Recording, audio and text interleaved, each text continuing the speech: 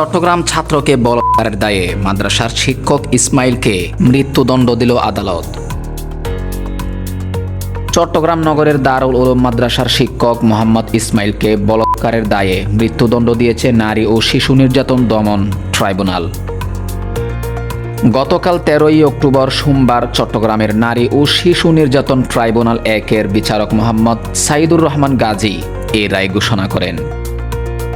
রায় ঘোষণার সময় আসামি ইসমাইল আদালতে উপস্থিত ছিলেন বলে জানা যায়। ট্রাইব্যুনালের বেঞ্চ সহকারী মোহাম্মদ পারভেজ রায়ের বিষয়টি নিশ্চিত করেন।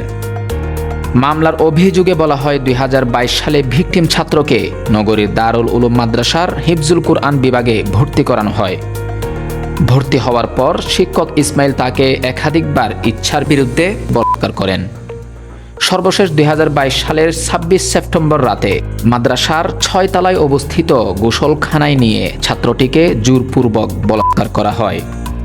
ঘটনাটি মাদ্রাসা পরিচালনা কমিটি জানতে পারলে ভিকটিমের মা চকবাজার থানায় মামলা দায়ের করেন। গ্রেপ্তারের পর শিক্ষক ইসমাইল আদালতে 164 ধারায় স্বীকারোক্তিমূলক জবানবন্দি দেন।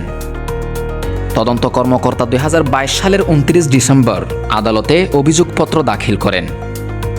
এরপর 2023 সালের 14 জুন চার্জ গঠন শেষে মামলায় বাদী, ভিকটিম, চিকিৎসক ও তদন্ত কর্মকর্তা সহ 9 জন সাক্ষ্য দেন। সাক্ষ্য প্রমাণে অভিযোগ সন্দেহাতীতভাবে প্রমাণিত হওয়ায় আদালত আসামিকে মৃত্যুদণ্ডের আদেশ দেন। ATV report, Mohammad Alauddin, Chittagong.